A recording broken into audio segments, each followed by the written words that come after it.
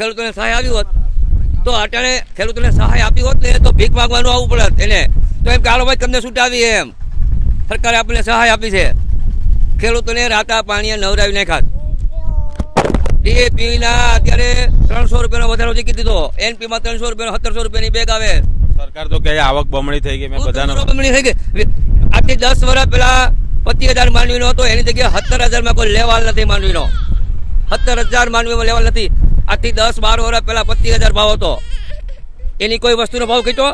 દવાની બોટલ આજથી 10 વર્ષ પહેલા 2,000 હતા તો એના 6,000 થઈ ગયા છે. એટલે રેનો પટ મારો લેવા જાય ને 250 તો 4 મણમાં થાય 900,000 રૂપિયા થાય રેનો.